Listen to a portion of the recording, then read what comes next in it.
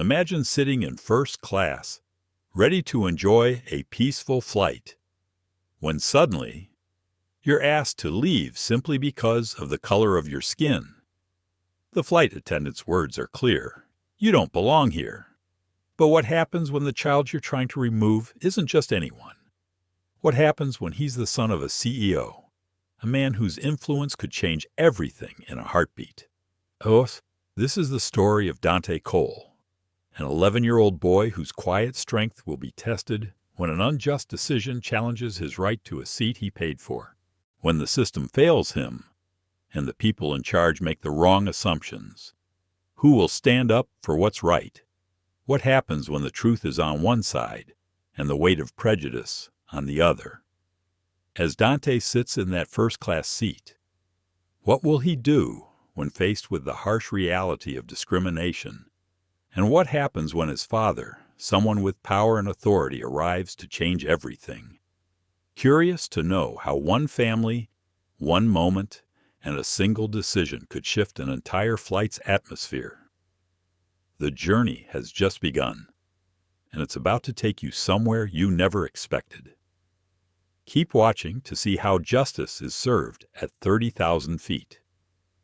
Don't forget to like, share, and subscribe to stay tuned for more powerful stories. Let's dive in.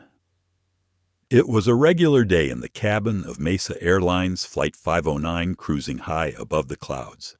The hum of the engines and the soft murmur of passengers settling in for the long flight from New York to Los Angeles created a peaceful atmosphere. Most were lost in their thoughts or the distractions of the in-flight entertainment, unaware of the quiet storm brewing just ahead. In seat 1A, nestled near the front of first class, sat Dante Cole. The young boy, barely 11, had all the poise of someone much older. His navy blue suit was immaculately pressed, the shirt beneath his blazer crisp and white, shoes polished to a gleam.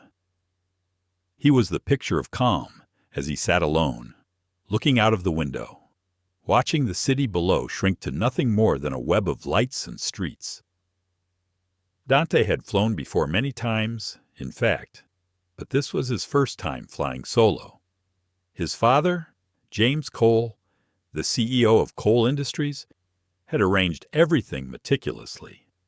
Dante's seat, the premium first-class seat, had been confirmed through the airline's VIP desk days before. But as he sat there, with nothing but the sound of the plane's engines and his thoughts for company, there was an unsettling feeling in the air. It wasn't from him, no. Dante had been taught to sit tall and stay calm. It was something else. A slight, almost imperceptible shift in the cabin occurred when Janet, the flight attendant, walked past. She was making her rounds, checking on the passengers, but as she passed Dante, she gave him a second glance, one that lasted a little too long. A small wrinkle of doubt seemed to form on her face, but it was quickly masked by her professional smile. She continued on, but the look lingered. As Dante sat quietly, his hands folded neatly on his lap, he couldn't help but feel a sense of unease. There was something about the way she had looked at him that didn't sit right. It was as if she was waiting for something to happen, some reason to question his place there. It wasn't a loud shift in the atmosphere. No one shouted. No one cried out in confusion. But to Dante, it felt like the very air around him had thickened. He wasn't a stranger to discomfort. He had experienced that many times before, in places where he didn't belong, or where people made assumptions about him. But this time, the discomfort was different. This time, he was just a boy sitting in a seat he had every right to occupy. Still, he didn't shift, he didn't fidget. Dante knew what his father would say. Sit tall, speak clearly, and never raise your voice. He had always believed that calmness was power, that grace in the face of injustice was the truest form of strength. And that was exactly what he was doing now. He was calm. He was still. and he would not let anyone make him feel like he didn't belong. Minutes passed, and as the plane continued its steady flight, the feeling of tension remained, just beneath the surface. Janet came back around, this time making a deliberate path toward Dante's seat. She was closer now, her eyes scanning the rows of passengers. But there was something sharper in her gaze as it landed on Dante. He met her eyes without blinking, his gaze steady, unwavering. "Excuse me, young man," Janet said, her voice not unkind, but there was an edge to it now. "This is first class. I think you might be in the wrong seat." Dante blinked once, the words coming out with an effortless calm. "This seat is mine," he said, his voice clear and steady. "I'm not asking, I'm stating a fact." For a moment, Janet hesitated, clearly taken aback by his composure. She blinked, her smile faltering for just a moment, but she quickly recovered. "Sweetie, this is first class. Are you sure you're in the right place?" she asked, her tone now laced with a falsely sweet concern, as if Dante might not fully understand the gravity of the situation. Dante, who had dealt with his fair share of uncomfortable situations, felt the stirring of something deeper, something familiar. He felt the weight of the assumptions being made about him, the weight of the judgment that came with just his appearance, with being a black boy sitting in a seat that, to Janet, seemed like it didn't belong to someone like him. But he didn't flinch. He didn't show any fear. "My father called ahead," Dante said, his voice unwavering. "Everything's been confirmed with the VIP desk." A flicker of confusion crossed Janet's face, but she quickly masked it. "I see," she said, her tone cold now, her smile tight. "Well, our policy requires unaccompanied minors to sit in the front row. I'm afraid you're going to need to move." Dante didn't blink. He didn't react. Instead, he slowly reached into his blazer pocket, pulling out his boarding pass. He held it out toward Janet, his eyes still meeting hers, steady and calm. "Mesa Airlines Flight 509. Seat 1A, he said clearly, holding the ticket in front of her face. "Would you like to scan it again?" Janet glanced at the boarding pass, her fingers hovering over it, but she didn't take it. She was silent for a long moment, then spoke again, her voice colder. "Policy requires—" "I know the policy," Dante interrupted, his tone firm but quiet. "I don't need to move." He didn't shout, didn't raise his voice. He simply spoke the truth. The tension in the air grew thicker. Janet glanced around nervously, then back at Dante. She said nothing but turned quickly, tapping her earpiece.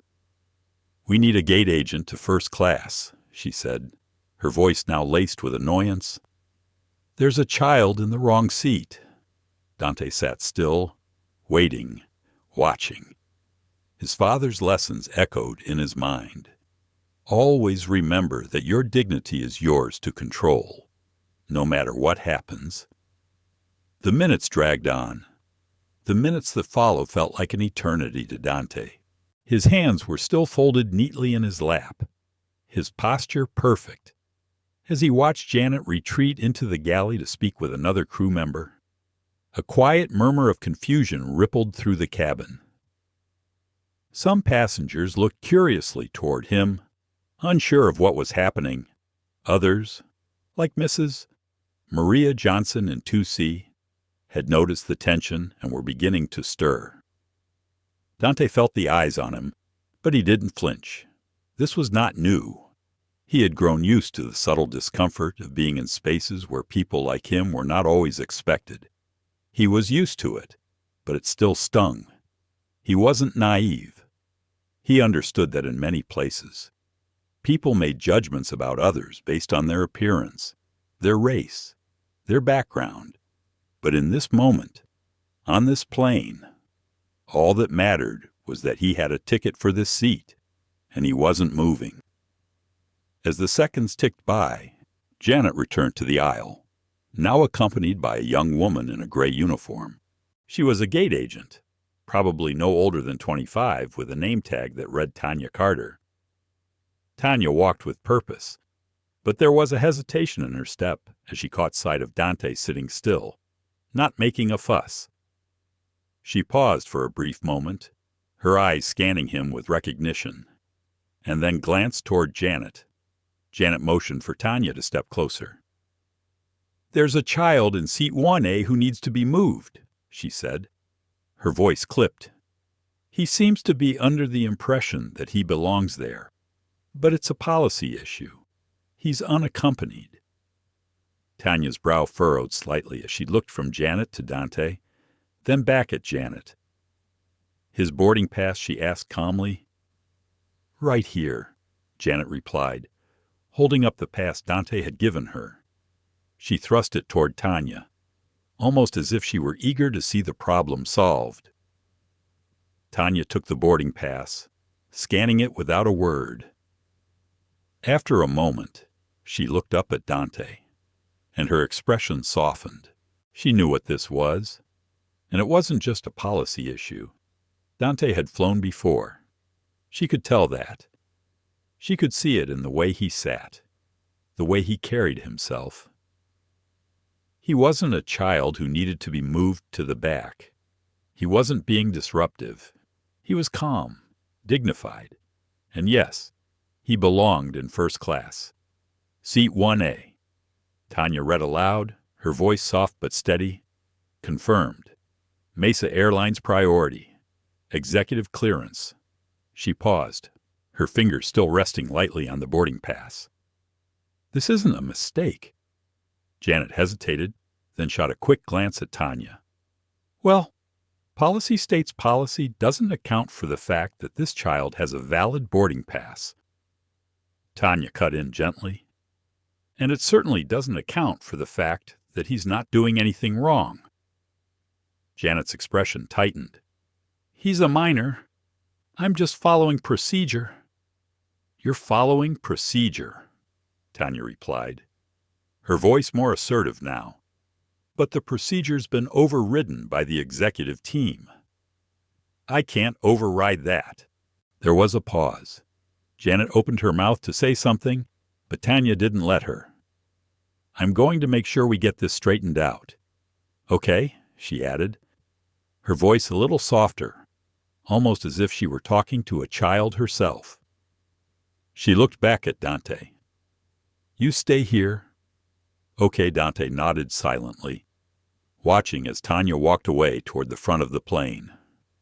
Likely to talk with the captain or make a call to the gate. His calm demeanor never faltered. He wasn't afraid of what was happening, though his mind raced with the familiar pang of injustice. He had been through this before, though never quite like this. The previous incidents were more subtle. Small gestures, looks, moments where people just didn't quite see him as he was. This time, however, it felt more pronounced. It felt deliberate. Mrs. Johnson, the woman in 2C who had been watching the entire interaction, leaned over slightly, speaking in a hushed voice to her husband, who sat beside her. "Why are they moving him?" "He's doing nothing wrong," she whispered, glancing toward Janet, who was still standing near the front of the cabin.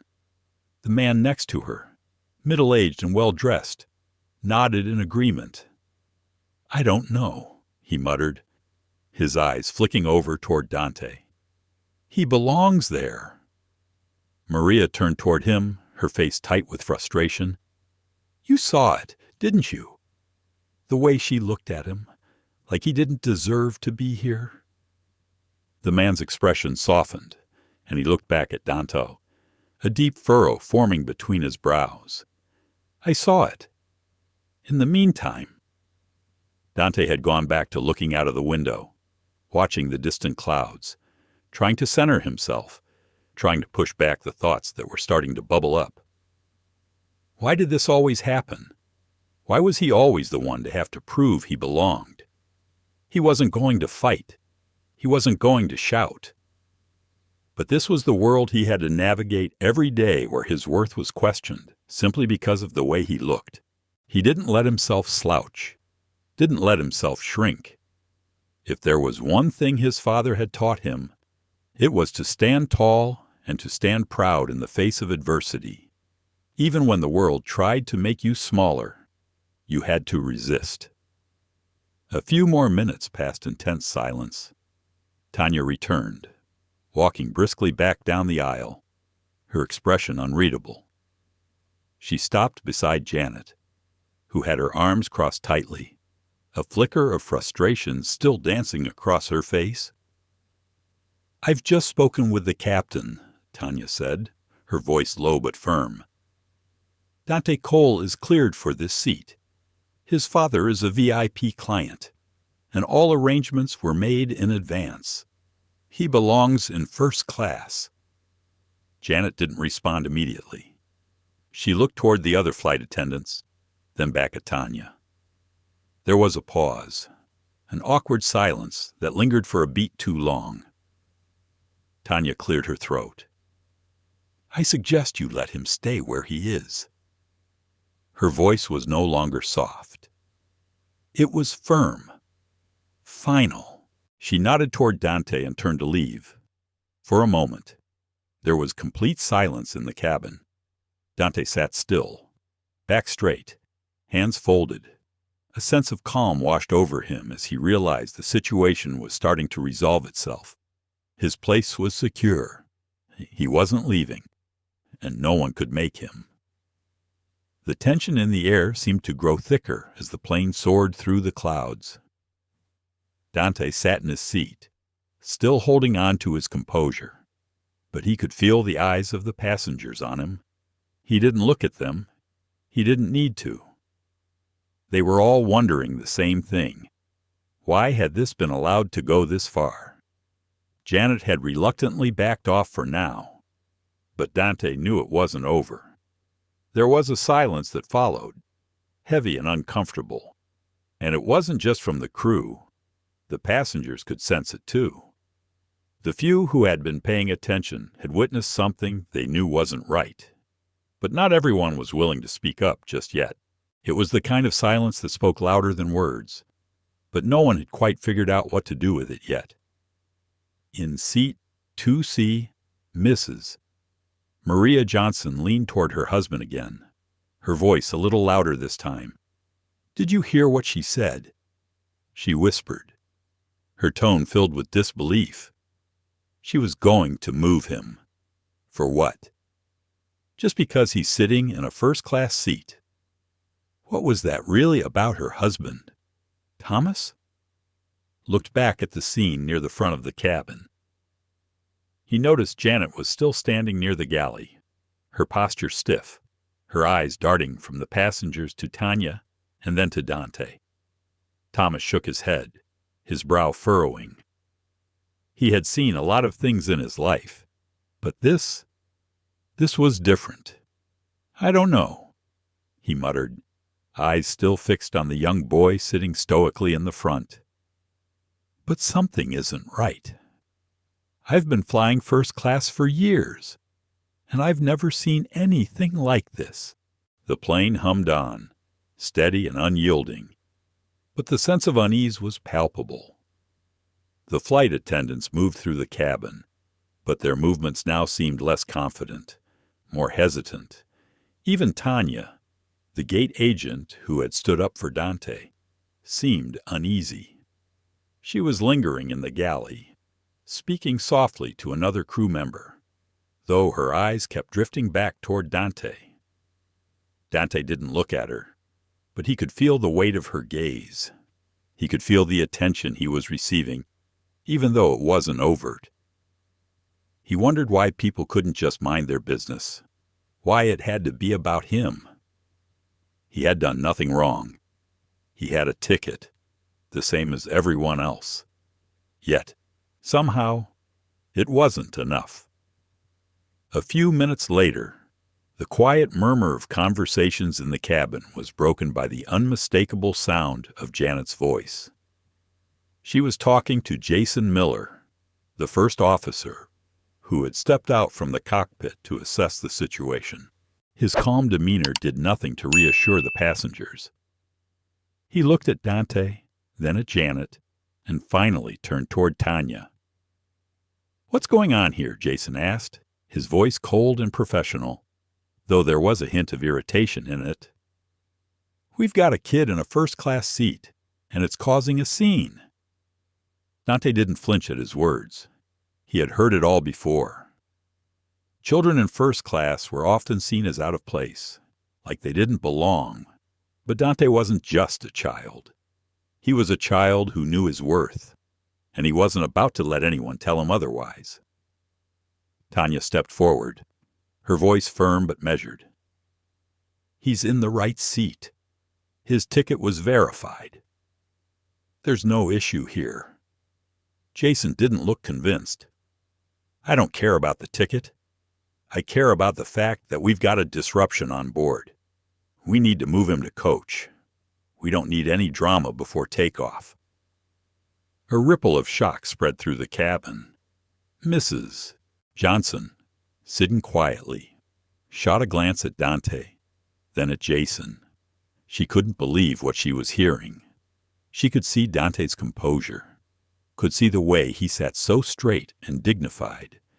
Yet here he was, being dismissed like an inconvenience. Her heart began to race, but she stayed silent. Thomas, her husband, wasn't so quiet.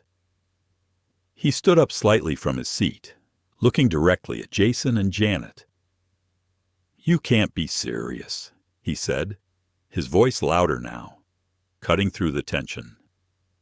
"You're seriously going to remove a child who's sitting quietly, doing nothing wrong?" From his assigned seat, Jason's eyes narrowed, his posture defensive. "It's just a seat," he said dismissively.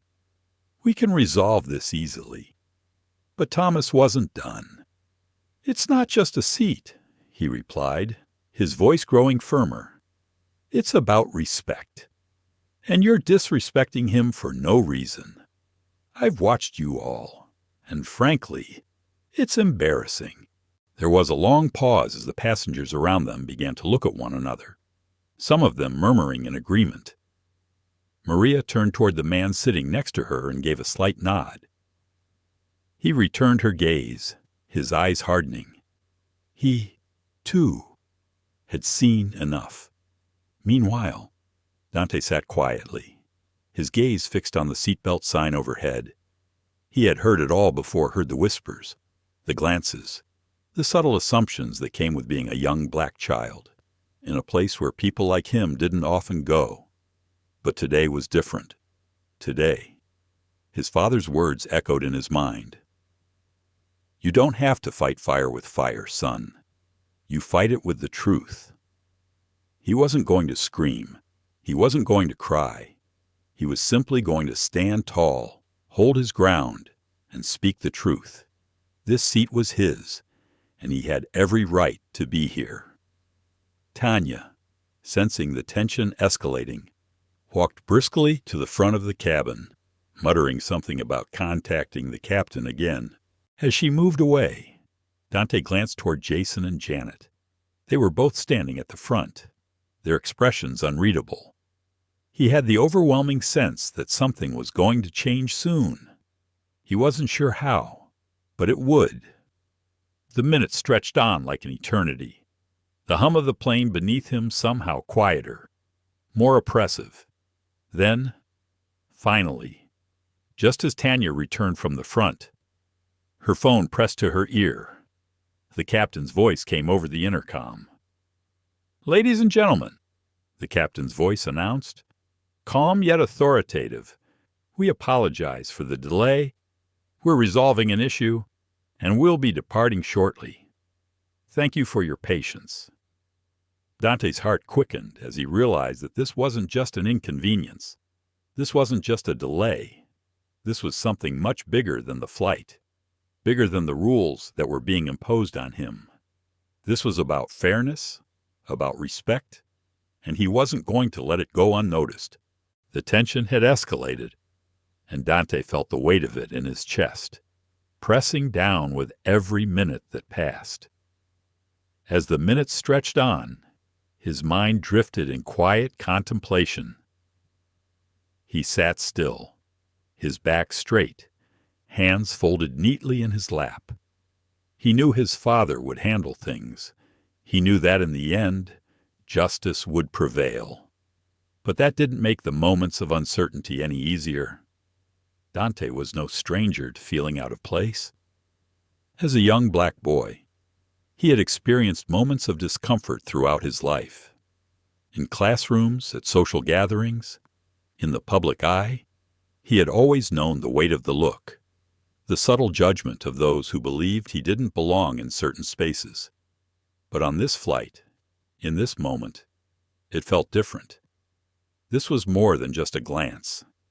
This was an act of dismissal, a systematic attempt to make him feel small, to make him feel that his place in first class was something he didn't deserve. He had faced moments like this before, but never quite like this. It was the subtle, constant undercurrent of racism that had followed him through his life, shaping the way he moved through the world. His father had always told him to rise above it, to be better than those who tried to hold him down. But that was easier said than done. The sting of judgment always left its mark. But now, as he sat there, waiting for the situation to resolve itself, Dante couldn't help but feel a shift within himself. He wasn't just angry. He wasn't just frustrated.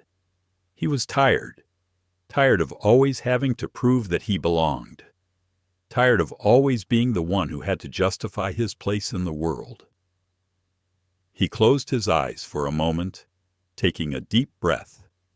His father had taught him that silence could be more powerful than any loud argument. He had been taught to stand firm, to remain composed in the face of adversity. Dante knew that. At this moment, his calmness was his greatest weapon. But even as he reminded himself of this, he could feel the tension rising in his chest. His thoughts turned inward, reflecting on the experiences he had already endured. He remembered the last time he had been singled out for being black at school, when a teacher had questioned his ability to understand a lesson simply because of his race. He remembered the way his classmates had looked at him differently when they realized he was the only black student in the advanced class. That moment had left a scar, one that he carried with him every day. It was small, but it was there. It was a reminder that the world didn't always see him for who he truly was.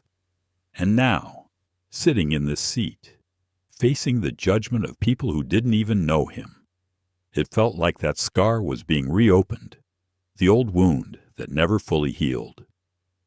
The door to the galley opened again, and Tanya emerged, her face serious. She moved quickly, approaching Janet and Jason with purpose. Dante's eyes flicked toward her, and he could see the conversation she was having with them, her body language firm, no longer apologetic. Tanya wasn't backing down, and it was clear that she wasn't going to let this situation go unchecked.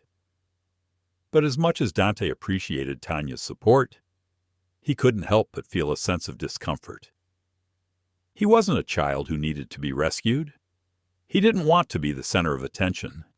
He didn't want to make a scene. All he wanted was to be treated with the same respect as everyone else.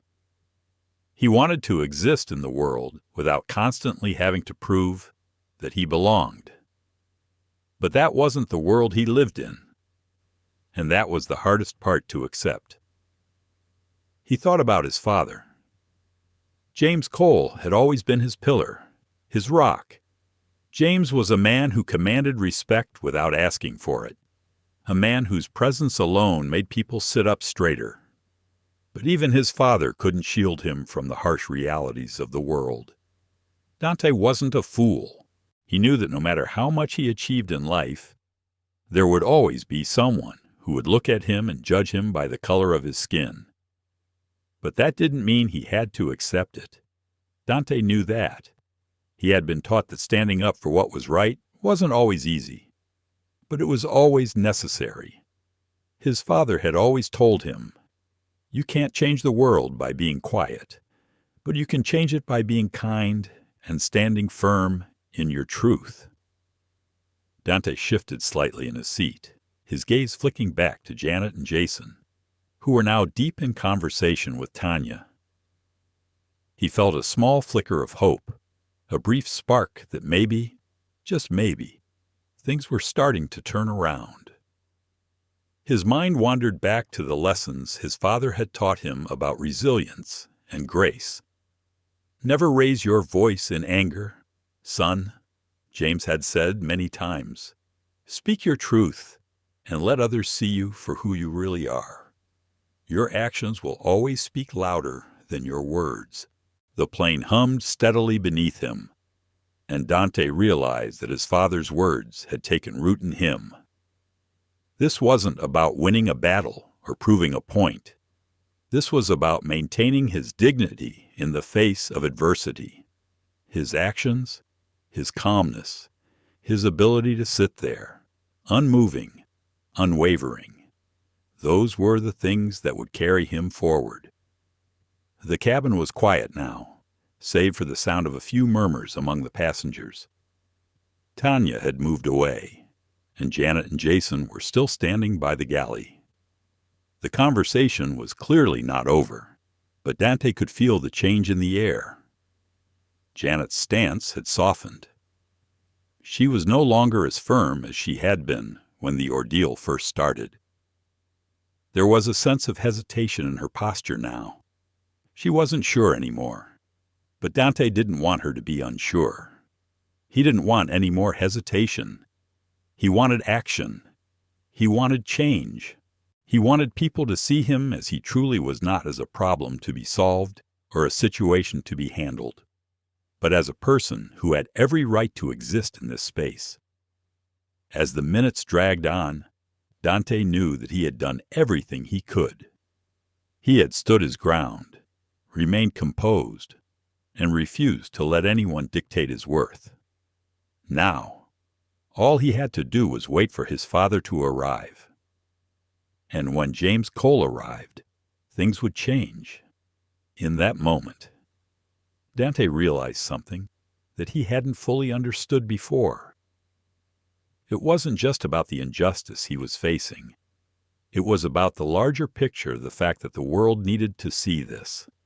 The world needed to understand that people like him, people who were often marginalized and overlooked, deserved the same opportunities, the same respect, and the same dignity as anyone else. And he, Dante Cole, was going to be the one to remind them of that.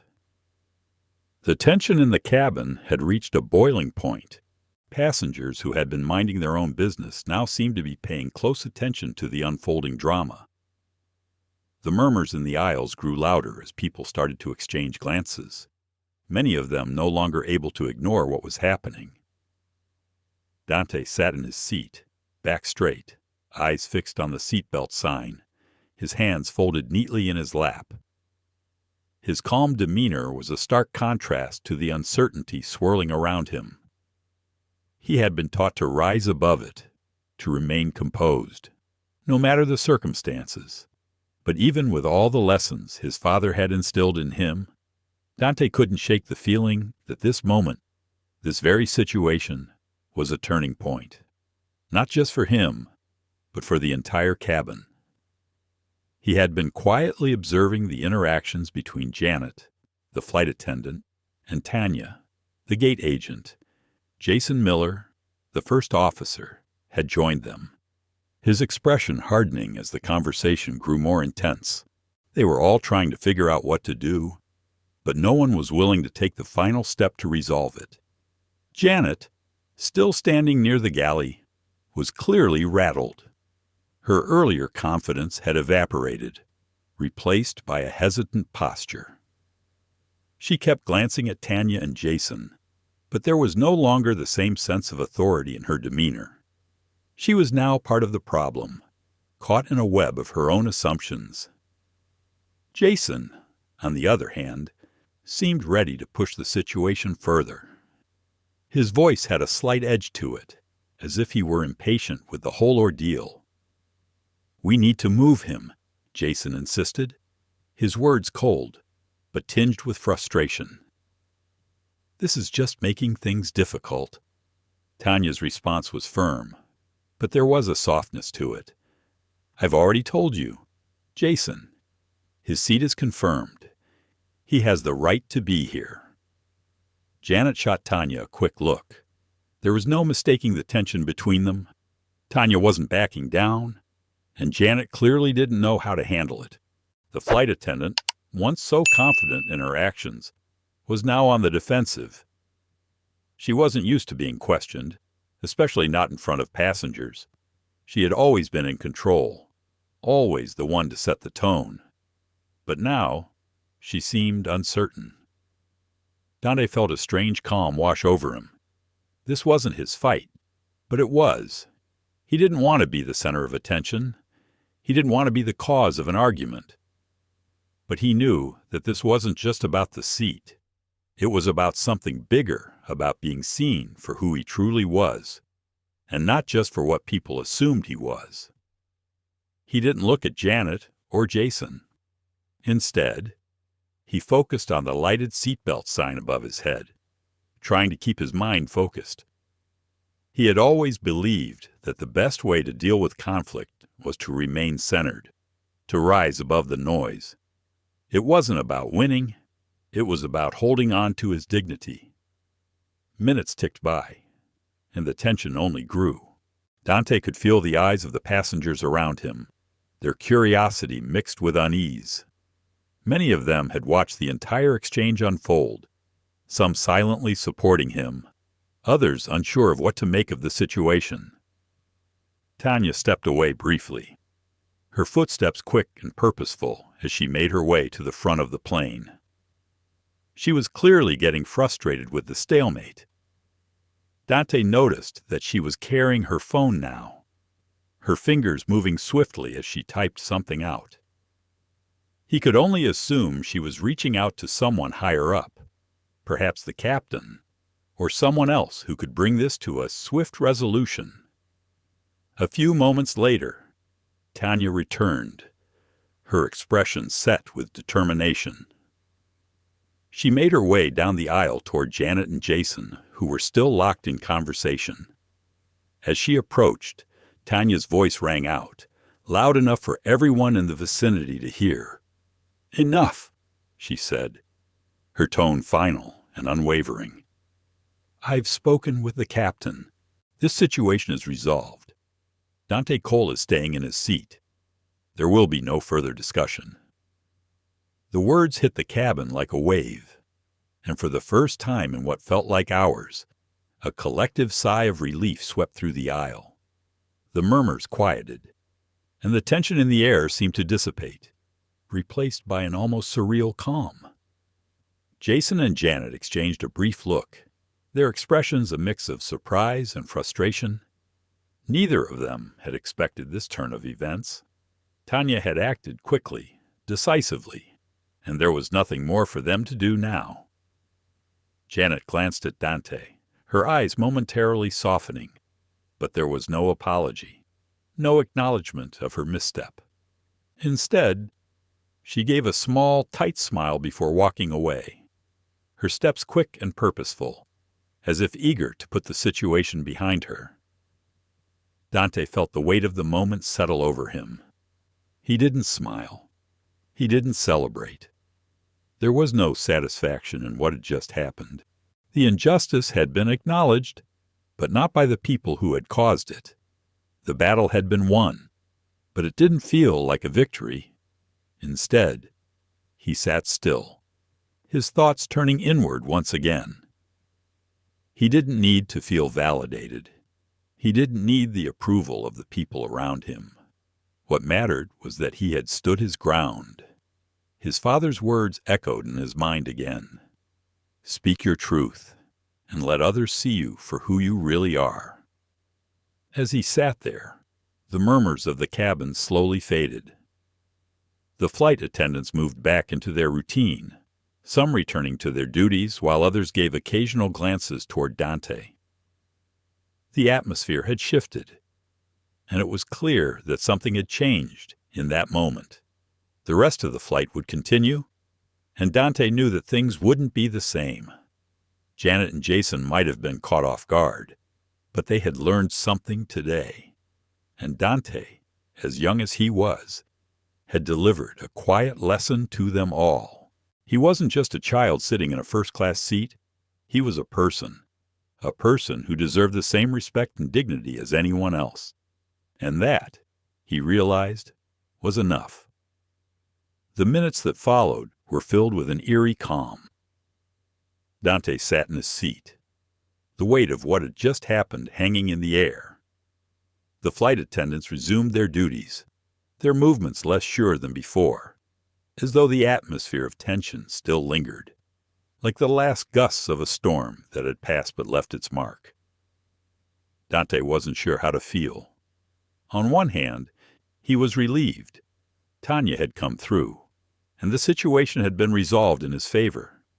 But on the other hand, he felt the burn of being in this position in the first place. Why was it always him? Why did he have to be the one to deal with these moments, these subtle and not so subtle confrontations that always seemed to find him?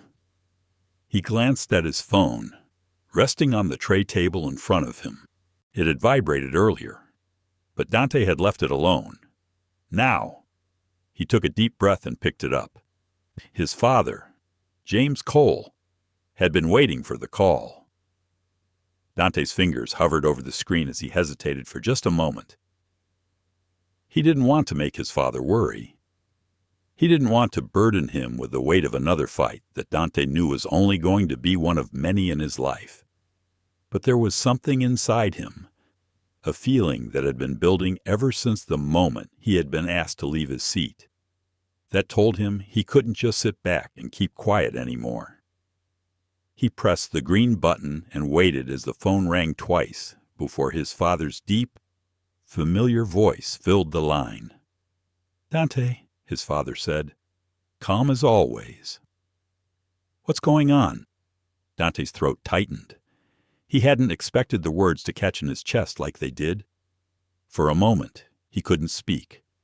His father had been so careful, so deliberate in raising him. James Cole had shown Dante how to handle the world with grace, how to respond to adversity with dignity. But Dante had never been truly prepared for moments like this. The subtle digs, the looks, the quiet exclusion. "Dad!" Dante's voice cracked, and he quickly cleared his throat, trying to regain composure. "It's happening again." There was a brief silence on the other end, and then Dante could almost feel his father's gaze, even though they were miles apart. He knew James Cole well enough to understand that his father had already pieced it together. He knew the world his son had to navigate. James didn't respond with anger. He didn't respond with frustration. He didn't need to. "I'm sorry, son," his father said quietly. "I'm proud of you, but I need you to stay calm. Just a little longer. We're going to make it right." Dante swallowed, a wave of relief washing over him. It was that steady reassurance, that quiet confidence from his father that always grounded him. No matter what happened, James Cole always knew the right thing to say, the right thing to do. He had raised Dante to be resilient, to stand tall, and to believe in his worth, even when the world tried to convince him otherwise. "All right," Dante replied, his voice stronger now, his nerves settling. "I'll be fine. I just wanted you to know what's going on. Hang in there." "Dante," his father said, and Dante could hear the shift in his tone, the edge of determination creeping in. "I'll take care of it." The conversation ended, and Dante put his phone down, feeling a bit lighter. His father was coming, and when James Cole arrived, everything would change. But for now, Dante had to hold his ground. He couldn't let the frustration of the situation get to him. As much as he wanted to scream, as much as he wanted to let the anger boil over, he knew that wasn't the way. His father had taught him better than that. Dante Cole wasn't the type of person to lash out.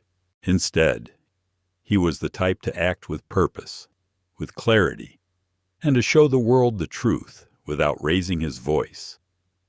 As he sat there, the cabin seemed to shift. The noise of the flight attendants moving through the aisles, the quiet conversations from the other passengers, all of it seemed to fade into the background as Dante focused on one thing, maintaining his composure. A flight attendant passed by, and Dante met her eyes without looking away. He knew the kind of impression his presence made.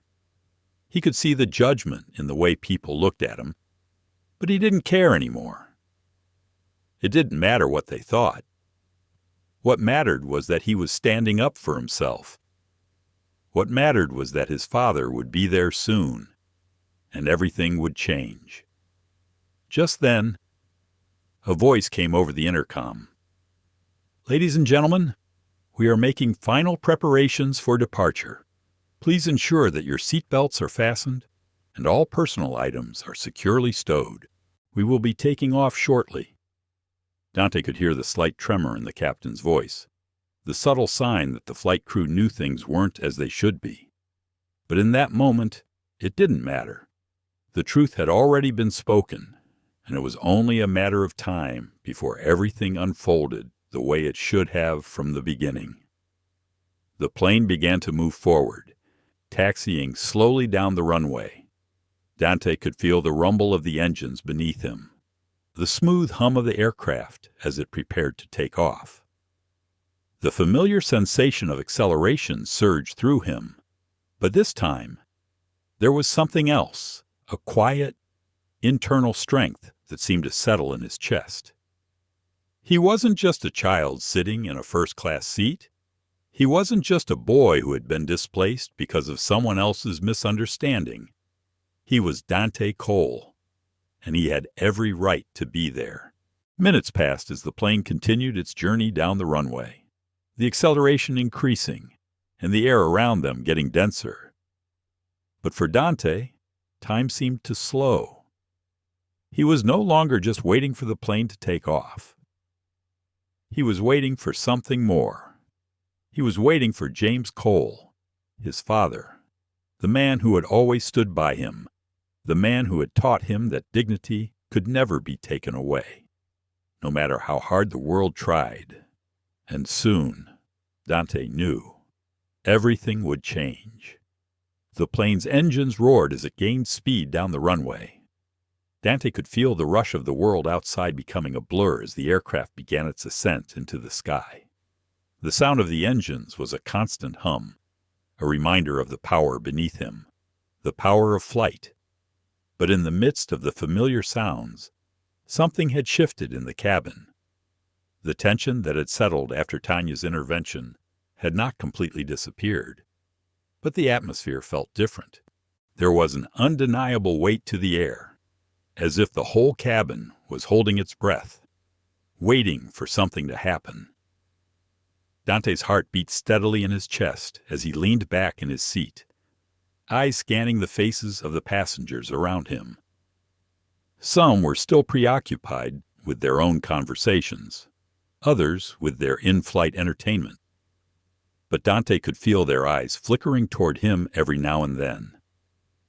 He knew they were wondering what would happen next. Would his father show up? Would the crew make another attempt to move him? He didn't have the answers to those questions. But he knew one thing for sure. He wasn't going anywhere. As the plane lifted into the sky, the sound of the cabin doors closing seemed to signal a finality to the moment. The noise of the outside world became distant as the plane stabilized. The passengers settled into their routines, but Dante remained still, his mind focused. His phone, resting on the tray table in front of him, had been silent since his conversation with James. But Dante knew his father would not let this situation go unresolved. When James Cole arrived, things would change.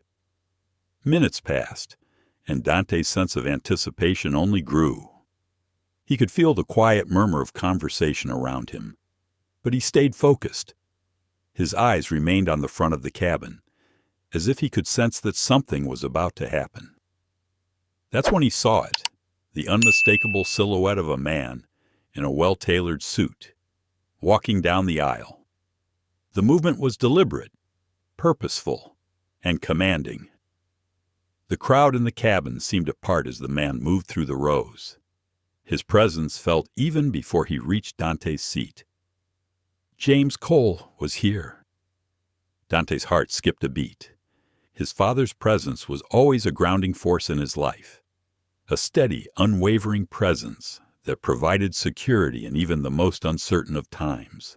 Dante had always admired his father's calm authority, the way people listened to him without him ever raising his voice.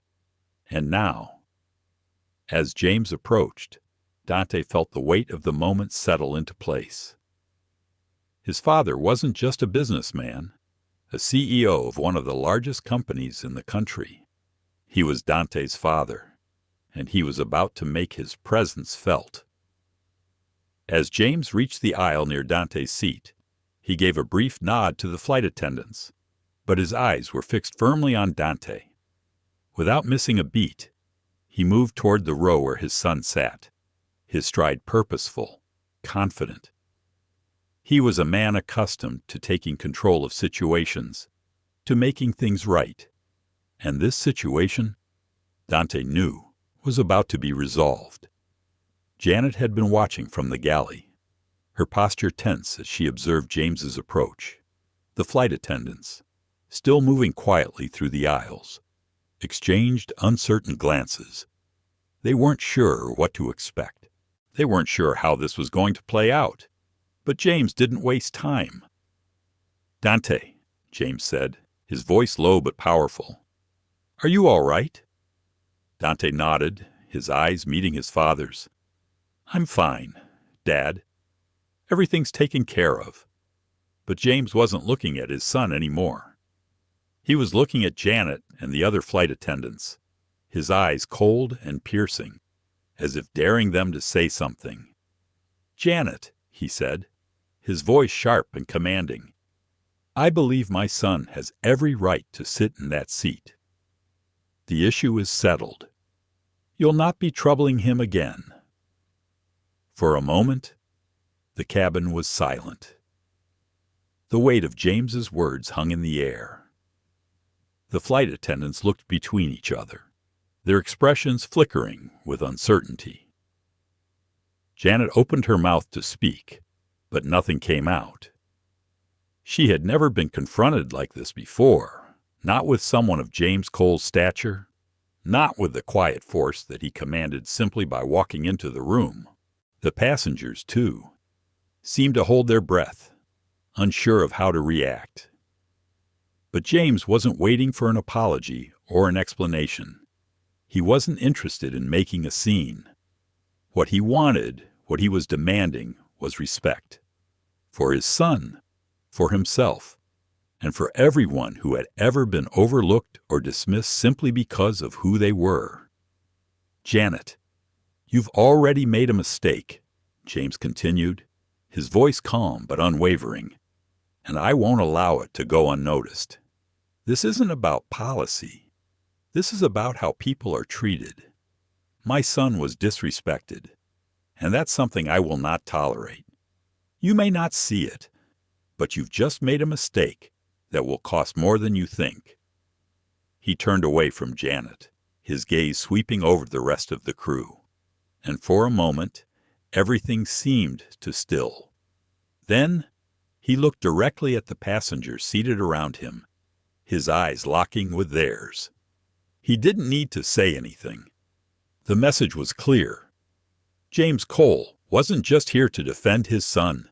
He was here to stand up for something much bigger, the idea that no one should ever be treated as less than, regardless of their age, their race, or their background. "Dante," he said, turning back to his son. "You did exactly what I raised you to do. You stood your ground. I'm proud of you." Dante's chest swelled with pride. His father's approval, as always, meant more than anything else. He didn't need to win this battle to feel like a winner. He had already won simply by holding his ground, by standing tall in the face of adversity. "Thank you, Dad," Dante said, his voice steady and confident. He didn't smile, but the sense of relief in his eyes spoke volumes. This was the moment he had been waiting for. His father was here, and with him, everything had changed. Janet and the flight crew, though shaken, didn't have the words to respond. They knew they had lost, and there was nothing more they could say. As James turned toward the front of the cabin, Dante remained seated, his back straight, hands folded neatly. There was a quiet pride in the way he held himself. The tension in the cabin had lifted, but there was no cheering, no clapping. There was only the quiet acknowledgement that something had been set right. Dante wasn't just a child in a seat anymore. He was a person with a voice, and that voice had been heard. As the plane soared higher into the sky, the low hum of the engines provided an oddly comforting backdrop to the tension that still lingered in the air. Dante sat in his seat, perfectly still, his hands folded in his lap, as though nothing had changed. But he could feel it, the shift, the subtle but undeniable change in the atmosphere. It wasn't just the passengers around him who were uncomfortable anymore. Janet and Jason Miller, the flight attendants, seemed to be walking on eggshells now, unsure of how to move forward. James Cole, on the other hand, had an unshakable confidence about him as he made his way down the aisle. His suit was impeccable, as always, and his every step seemed to command respect, not because he demanded it, but because he exuded it naturally. His calm, steady gaze swept over the cabin as he passed, and though no one dared to speak, it was clear that his presence had changed the entire dynamic of the flight. Janet was still near the galley, her arms crossed defensively, her posture rigid. Her usual air of authority had evaporated, replaced by a deep sense of unease. Jason Miller, the first officer, had been standing next to her, but now he seemed to have retreated, lingering near the cockpit, as if trying to avoid the inevitable confrontation that was coming. Dante could sense it too. This wasn't just about a child being asked to leave a first-class seat. It wasn't about a misunderstanding or a policy issue. This was about something much deeper, something about dignity, respect, and the uncomfortable truth that people like Dante often had to fight harder than most to simply be seen as equal. "Janet," James said, his voice clear, steady, and calm as he approached the flight attendant. There was no anger in his tone, no hint of frustration. Instead, there was a quiet authority, the kind that made people listen. "I don't know if you're aware of who my son is, but I'd like to explain something to you. Dante Cole is not just a child in a seat. He's a human being. He's a person with just as much right to be here as anyone else." Janet shifted uncomfortably. She had been standing by the galley, trying to make herself as small as possible, hoping to avoid confrontation. Now, with James standing in front of her, she felt cornered, exposed. She had never imagined that a simple policy issue could escalate into something like this. Her face flushed, but she said nothing. James continued, his eyes cold but calm. "What happened here today was not a mistake. It was an assumption. You saw my son, and you decided that he didn't belong in first class. You decided that he wasn't entitled to sit in the seat that he paid for, the seat that was assigned to him, and that is wrong." Dante from his seat. watched quietly as his father spoke. There was no need for him to say anything. His father's words were sharp, direct, and clear. James Cole was not here to apologize or explain. He was here to demand accountability. Jason Miller, who had been watching from the periphery, finally stepped forward. He seemed to have lost some of his earlier composure. His voice unsure. "Mr. Cole?" "We don't," James interjected, his voice firm but not raised. "This is not a matter of procedure. This is a matter of respect. And it's clear that you both failed to respect my son. So now, we're going to fix it." There was a moment of silence. The flight attendants were at a loss for words, unsure of how to respond. James Cole wasn't shouting. He wasn't demanding anything out of spite. He was simply stating the truth. And in that truth, they knew they had no defense. "We're not here to argue policies," James continued, his tone unwavering. "We're here because a child who has every right to sit in this seat, was treated differently because of the color of his skin. And that, I'm afraid, is something I will not allow." Janet flinched at his words, though she remained silent. Jason, standing off to the side, opened his mouth but quickly closed it again, seemingly realizing that nothing he could say would change what had already happened. James turned away from them and addressed the rest of the cabin. His voice was steady, his gaze sweeping across the passengers. "Ladies and gentlemen, what you've witnessed today is not just an error in judgment. It's a reminder of the biases that we, as a society, still struggle to acknowledge. We like to think that these things don't happen anymore, but they do. They happen every day, in small ways, in quiet moments. And today, we have the opportunity to change that." The silence in the cabin was profound. Dante, still seated, felt the weight of his father's words settle over him. He had always known that he would have to fight for his place in this world, but hearing his father speak so plainly about the truth of their experiences made something click inside him. This was more than just a fight for one seat on a plane. It was a fight for dignity, for justice, and for a world where people like him didn't have to prove their worth over and over again. For a moment, it seemed as though no one in the cabin knew how to respond. But then, from the back of the plane, Mrs. Maria Johnson, the woman who had been watching the entire scene unfold, stood up. She was no longer the quiet, passive passenger. She had seen enough. "I saw what happened," she said, her voice clear and loud. "And I agree with Mr. Cole. I saw how they treated that boy, and I don't think it's right.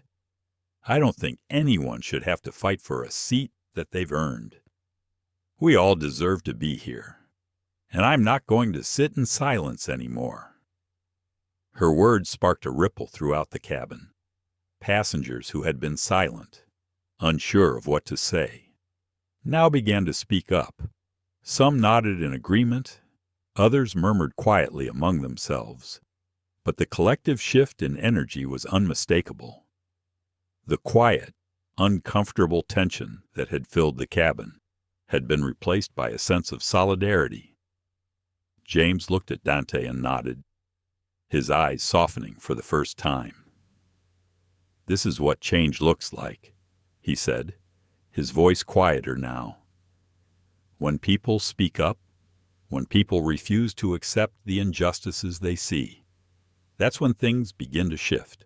Dante, still sitting tall in his seat, could feel the weight of his father's words in his heart. He didn't need to say anything. His father had said it all. But in that moment, something inside him shifted. He wasn't just the child sitting in the seat. He was part of something bigger, something that was changing, piece by piece, with every voice that spoke out, with every person who stood up for what was right. The cabin was filled with an air of quiet revolution. The murmurs that had begun with Mrs. Maria Johnson's brave words continued to ripple through the aisles, like a wave breaking over a cliff. Dante could feel the shift in energy that had begun to form in the corners of the plane, gathering strength. It was no longer just about the seat. It was no longer just about him being a child in first class. It was about something much bigger, a reckoning. Dante could hear the voices of passengers around him. Some of them were speaking quietly to one another, their words filled with agreement and understanding. Others remained silent, perhaps uncomfortable with the sudden realization that they had witnessed something they should not have allowed to happen in the first place. But the change was unmistakable. James Cole had set the tone, and now the rest of the cabin seemed to be following suit. Janet and Jason Miller were still standing near the front of the cabin, their faces a mixture of frustration and defeat. They had been exposed, not just for their actions, but for the underlying assumptions that had guided them. James had called it, for what it was, bias. They hadn't seen Dante for who he was, his calm demeanor, his quiet strength. They had seen him as someone who didn't belong, and they had acted on that assumption. But now, as James Cole stood in front of them, there was nowhere left to hide. The truth had come out. The realization of what had really transpired was dawning on the entire crew. Janet tried to speak, but her voice faltered. Her words caught in her throat. She couldn't defend herself anymore, not in the face of what was now so painfully clear. "Jason," James said, his tone direct but calm, "I don't think you understand what this moment is about. It's not about a seat on a plane. It's about how we treat each other, especially in spaces like this. How we decide who belongs and who doesn't." Jason's face had turned pale. He had been part of the problem, too, even if he hadn't realized it at first. Janet had made the call, but Jason had gone along with it without questioning, without even checking the facts. Now, as he stood there, facing James Cole, it was clear that he had been complicit in the wrongdoing. And it wasn't just his actions that had been questioned, it was his judgment. Dante watched his father with a deep sense of pride. James Cole was unshaken, his resolve like steel. Yet there was an undeniable quiet strength to him that commanded respect. Dante had always admired his father. But now, as he stood there in the face of the very people who had made his son feel less than, he was witnessing something more profound. He was witnessing the power of integrity. "Janet," James said, turning to the flight attendant, "I'm sure you didn't mean to harm my son. But what you did was harm him. And it's a lesson I'm not going to let you forget. You made a decision about him based on his appearance, and you assumed he didn't belong. You assumed that a black child couldn't possibly belong in first class. But here's the truth. He belongs here just as much as anyone else. His seat was paid for. His ticket was confirmed. And that's all that matters." Janet stood still, her face flushed with shame. She couldn't look James in the eye. She knew he was right. The moment Dante had handed her that boarding pass, Janet had made a snap judgment based on everything but the facts. She hadn't even bothered to check the information properly. She had simply seen a black child in a place she didn't think he should be, and she had acted on that assumption. But now, with the weight of James Cole's words bearing down on her, she knew she had failed, and there was no excuse for it. The passengers were watching now, some still seated, others standing in the aisles.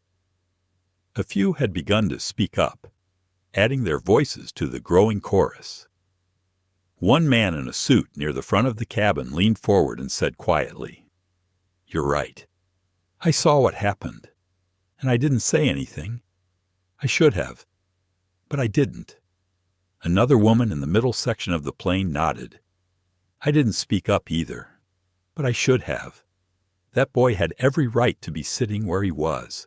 The quiet voices, the murmurs of solidarity, began to swell, as if the passengers had been waiting for permission to speak up, to acknowledge what they had seen.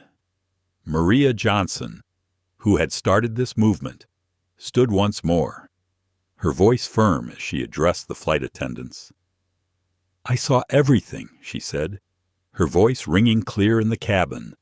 "That boy didn't do anything wrong. He didn't deserve to be treated that way.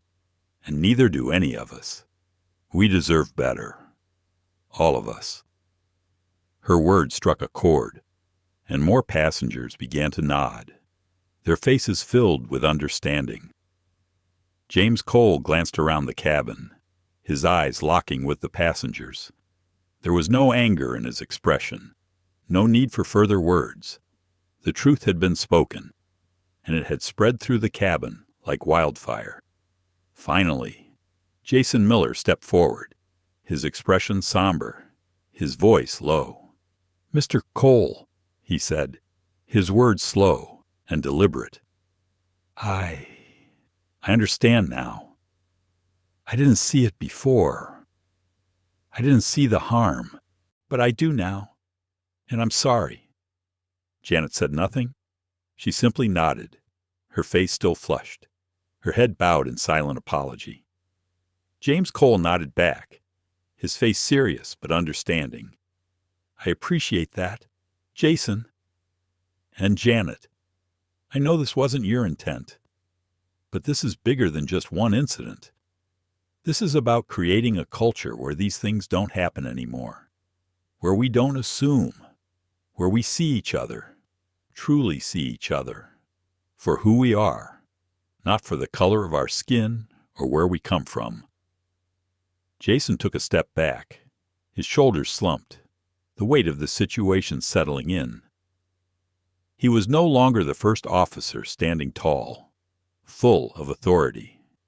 He was a man who had learned a hard lesson about bias and assumption, and he knew he would never be the same after today. The cabin grew quieter, the air thick with the collective realization of what had transpired. But it was not an uncomfortable silence. It was a silence of acknowledgement, of understanding. The passengers were no longer passive observers. They had seen something. They had witnessed an injustice, and they had allowed it to unfold. But now, they had spoken out, and in doing so, they had reclaimed a piece of their dignity. James Cole turned to Dante, who had been watching the entire exchange with calm eyes, his posture unwavering. "You did it, son," James said softly. "You stood up for yourself. You didn't let them take your dignity. I'm proud of you." Dante smiled, the weight of the situation finally lifting. He had done what he needed to do. He had stood tall. And now, the rest of the world had seen him for who he truly was, a person worthy of respect. And as the plane continued its flight, the silence that had once been uncomfortable had transformed into something else, something powerful, something transformative. Dante Cole was not just a boy sitting in first class anymore. He was a symbol, a reminder that dignity could never be taken away, not by anyone. The minutes that followed were filled with an odd kind of stillness. The cabin, once charged with tension, now felt almost suspended in time. Dante sat back in his seat, hands folded neatly in his lap. But there was a quiet pride in the way he held himself. For the first time in a long while, he felt as though he had truly done something right. He hadn't fought with anger. He hadn't raised his voice. He had simply stood his ground, and in doing so, he had forced the world to see him. The cabin had shifted. The passengers, once merely passive observers, had found their voices. They had seen the injustice, and they had spoken up. For the first time, Dante felt like he wasn't just a victim of circumstance. He was part of a change, however small it might seem. His father's presence, his father's quiet authority, had made a difference. James Cole had not only protected his son, but had shown the passengers, the flight crew, and the world the power of standing up for what is right. As the plane continued its flight, Dante could feel the weight of the moment settling into place. He wasn't a child in need of protection anymore. He wasn't the innocent bystander in a situation beyond his control. No, this was his moment. This was the time when he had stepped into his own power, and it felt good. The plane's smooth ascent was accompanied by the hum of the engines beneath him. The rhythmic sound should have been comforting, but it was the quiet sense of solidarity from the passengers that made Dante feel truly at peace. He glanced around the cabin once more. He could see the glances being exchanged between passengers, the nods of agreement, and the subtle smiles that flickered in the faces of those who had stood with him. But even in this moment of quiet triumph, Dante couldn't ignore the deep, unsettling feeling that lingered within him. The truth was, this was just one instance, one small battle, won. What about the bigger fight? What about the world outside this plane, where the biases and assumptions were not so easily confronted, where people of color like him had to fight for their place at every table? His father had always told him that change wasn't a single moment. It was a process. It was a slow, often painful process of breaking down the walls that others had built around us. Dante knew this better than anyone. He had seen how the world treated people like him. He had been on the receiving end of the looks, the comments, the quiet exclusions, time and time again. But he also knew that every moment like this, every time a person stood up, every time someone raised their voice, was a small victory in the fight for equality. Dante's thoughts were interrupted when Tanya came down the aisle again, her face set with determination. She walked toward James and Dante, stopping just short of their seats. There was a subtle shift in her posture, a sign that things had changed. "Mr. Cole," she said, her voice softer than before. "I just wanted to apologize, not only for the situation with your son, but for how it was handled. I should have stepped in sooner, and I should have recognized the bias in the moment. I was wrong." James nodded, his expression steady but understanding. "Thank you, Tanya. That means a lot." Dante watched the exchange quietly, his mind still processing the significance of what had just happened. Tanya's apology wasn't the end of the road, but it was a start. It was a sign that maybe, just maybe, things could be different, that perhaps even those who had been complicit in the injustice were beginning to see the truth.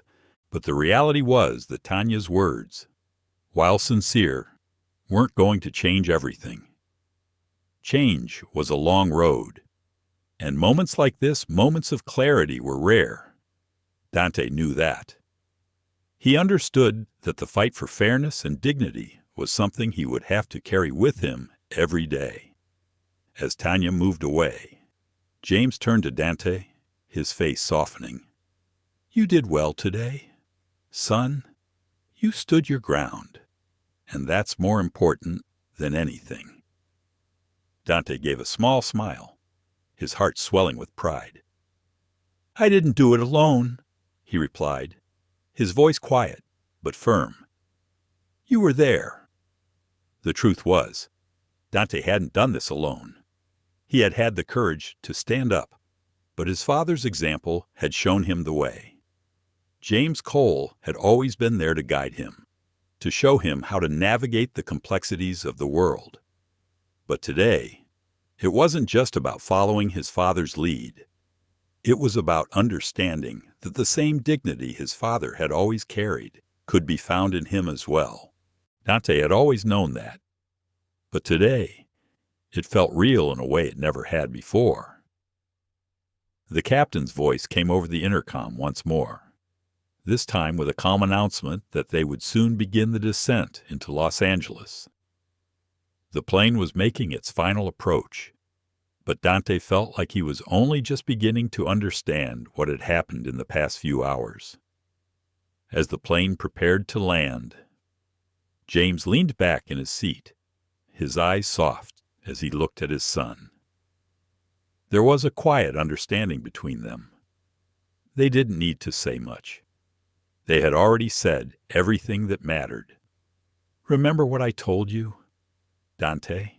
James said, his voice low and steady. "This is just the beginning. There will be more battles, more moments where you'll have to stand your ground. But you don't have to fight alone. Not now, not ever." Dante nodded, his heart full. The words his father had spoken were not just about today.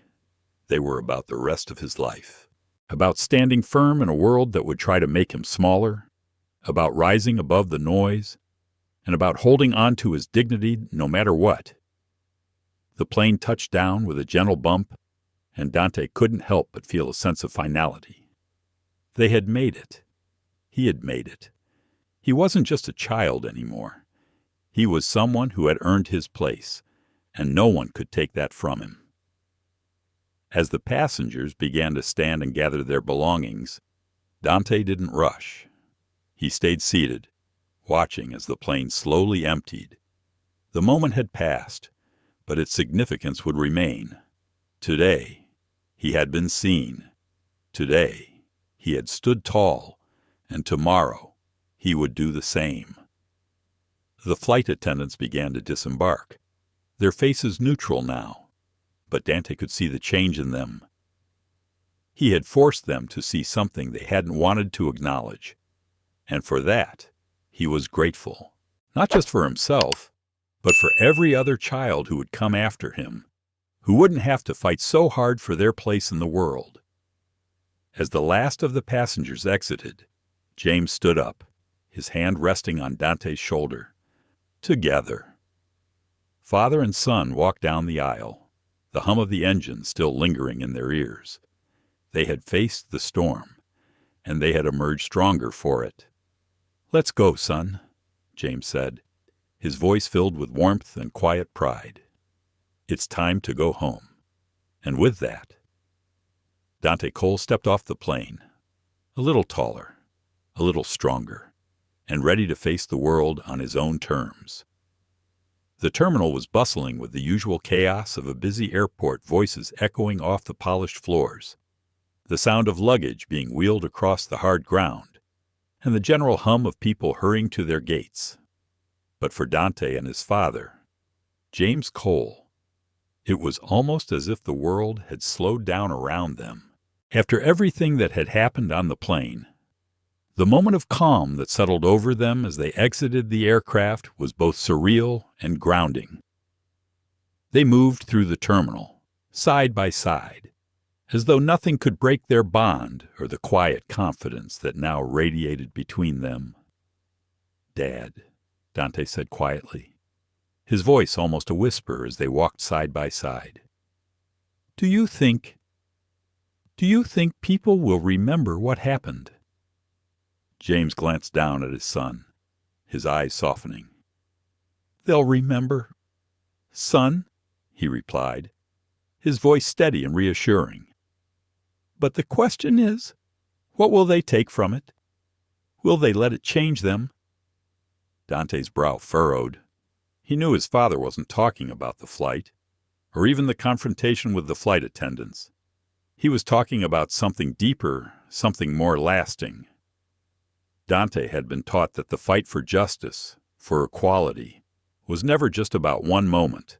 It was about every moment, every opportunity to speak up, to stand tall, to push against the system that tried to keep people like him in their place. They reached the baggage claim area, where the usual crowd was waiting, eyes glued to the screens above, watching for their flight number to appear. Dante barely noticed the crowd, his thoughts drifting back to the plane, to the power of his father's words, and to the passengers who had stood up alongside him. He hadn't expected them to speak up. He hadn't expected anyone to step in, but they had, and that, in itself, was something he would carry with him forever. But even as the flight had ended and the confrontation had died down, Dante felt the weight of the moment linger. It wasn't just about the way he had been treated, or even how Janet and Jason had reacted. It was about how the world continued to operate. How so many people were willing to look away and allow the status quo to persist. It was about how he would continue to fight, day after day, to be seen as equal, as worthy, as deserving of respect. "Dad," Dante said, his voice more serious now, "what if we're just one moment in all of this? What if we don't change anything?" James Cole stopped walking and turned to face his son. There was a long pause before he spoke. He placed a hand on Dante's shoulder, his grip firm and steady. "Dante," he said, his voice low but filled with strength. "What we did on that plane wasn't about changing the world in one moment. It was about planting a seed. It was about making sure that when people look back, they'll remember that we didn't stay silent. We didn't accept the way things were. And maybe, just maybe, that seed will grow. Maybe it'll inspire someone else to stand up, to speak out, to do what's right." Dante thought about his father's words. It wasn't about expecting a miracle or an instant change. It was about understanding that real change took time. It took effort, persistence, and the willingness to stand firm, even when it seemed like no one was watching. It was about showing up, day after day, and fighting for what was right, even when the odds seemed insurmountable. The sound of the baggage carousel in front of them drew Dante's attention back to the present. His suitcase appeared on the conveyor belt, and he moved toward it, pulling it off the belt with ease. As they walked out of the airport toward the car waiting for them outside, James Cole's phone buzzed in his pocket. He checked it, his expression changing briefly as he read the message. Dante could see his father's face tighten slightly, but he didn't ask about it. His father would tell him what he needed to know when the time was right. As they stepped into the waiting car, James settled into the seat beside Dante, and the driver began to pull away from the curb. Heading toward the city, Dante leaned back in his seat. The quiet hum of the car, a stark contrast to the tension he had felt earlier. For the first time in a while, he let his mind wander. He thought about everything that had happened, the flight, the confrontation, the lessons learned, and he realized something important. This was just the beginning. He had thought that standing up for himself, demanding his right to be seen, would be the hardest part. But now, as he sat next to his father in the back of the car, Dante understood that the real challenge lay ahead. It wasn't enough to speak up once. It wasn't enough to take a stand in one moment. It was about the work that came after, about how he would continue to push for change, even when it was hard, even when people tried to make him smaller. They drove in silence for a while, the weight of their thoughts filling the space between them. But it wasn't an uncomfortable silence. It was the kind of silence that only came after a battle, after something important had been said.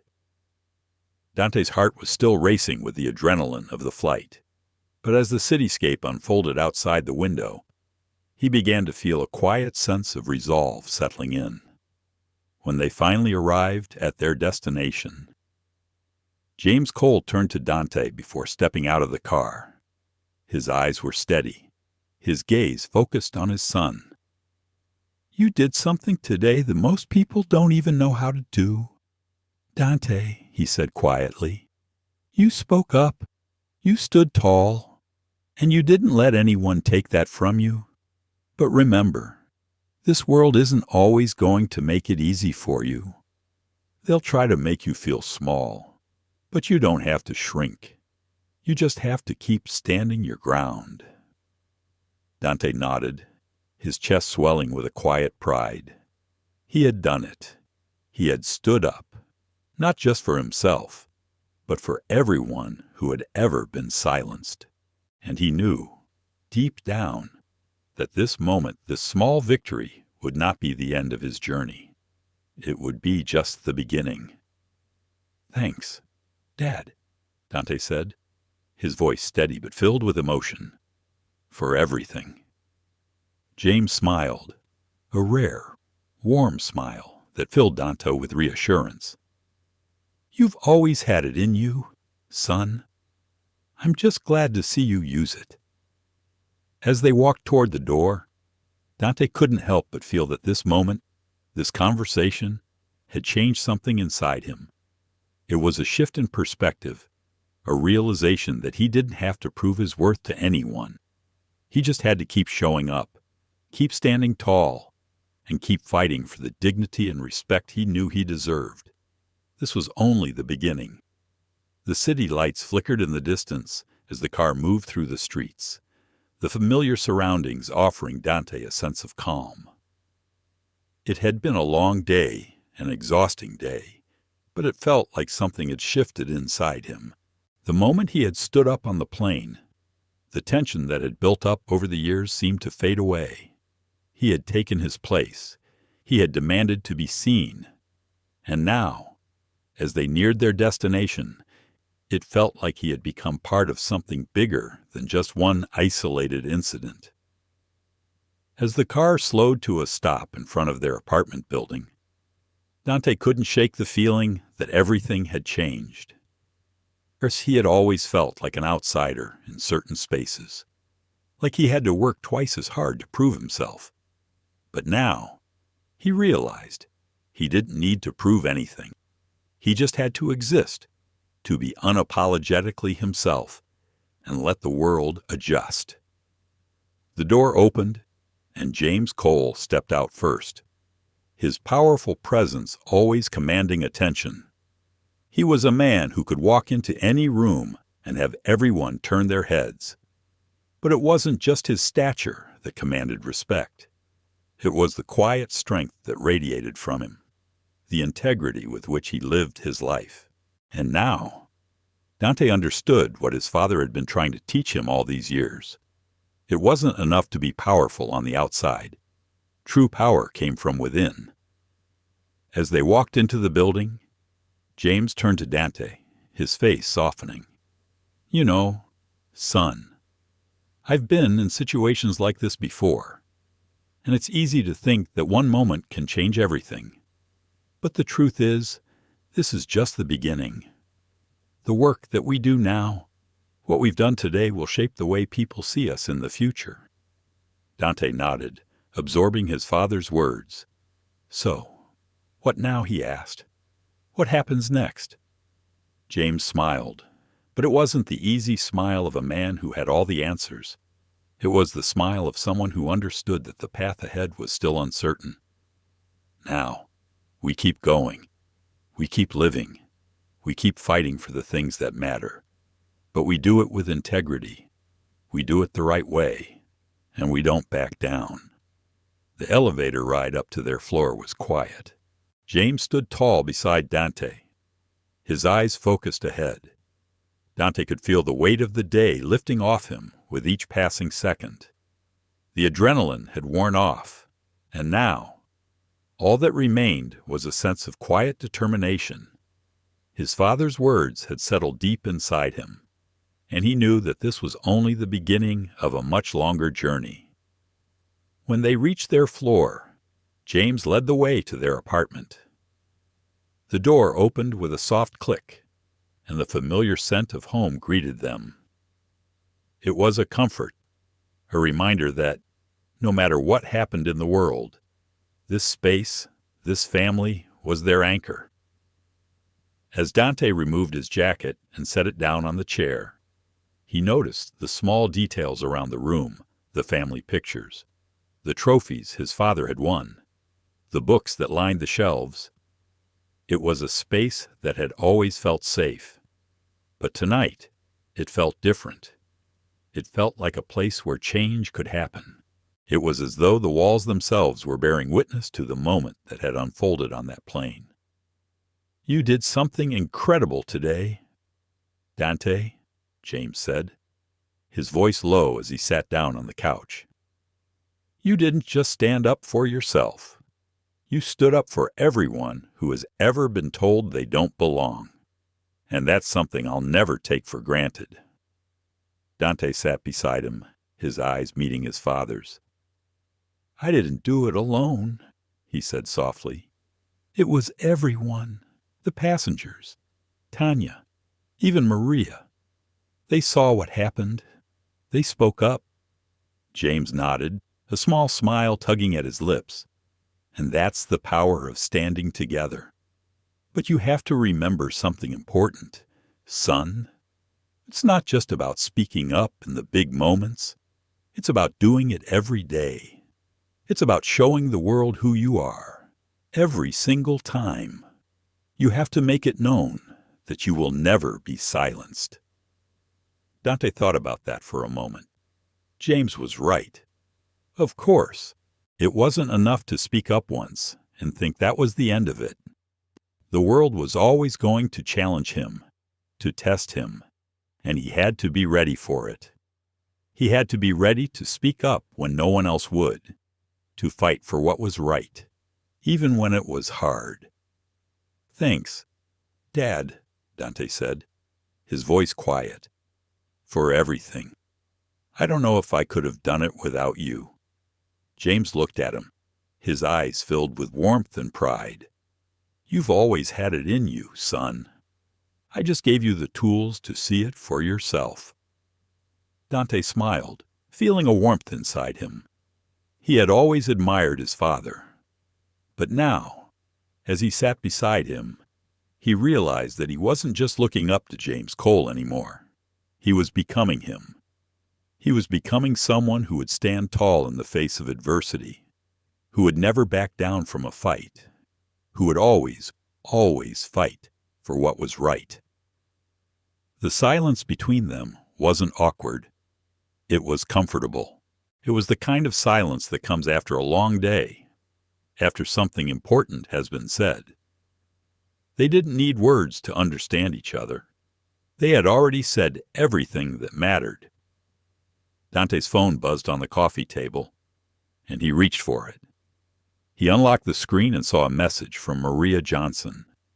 It read, "I just wanted to thank you for everything today. I think you changed something for all of us. We're all standing a little taller now." Dante smiled as he read the message. It was small, but it meant everything. "People see us. Dad," Dante said, looking at his father. "They're seeing us." James nodded, his eyes softening as he looked at his son. "And they will keep seeing you, son, because you are worthy. You belong. Don't ever forget that." As the evening wore on, Dante felt a sense of peace settle within him. He had fought for his place. He had stood up, not just for himself, but for everyone who had ever been told they didn't belong. And now, he was ready for whatever came next. This was just the beginning. The world was waiting for him, and he would be ready. As the story of Dante Cole unfolds, we're reminded of the strength it takes to stand up against discrimination, even in the most unexpected places. What began as a simple issue, one seat on a plane transformed into a powerful message about dignity, respect, and the power of speaking up. Through Dante's quiet resolve and the unwavering support of his father, we saw how every act of courage, no matter how small, can shift the world around us. The courage to stand tall, to demand respect, and to never let anyone define your worth. We saw how prejudice can be challenged when people refuse to stay silent. But this story doesn't end here. It's just a chapter in a much larger fight. A fight we all must join. Every time we see injustice, every time we hear a voice that's silenced. So, if this story touched your heart and ignited something within you, make sure to like, share, and subscribe to our channel. Stay tuned, because the fight for dignity and justice is far from over, and we have many more stories to tell. We can't wait to bring you along for the journey.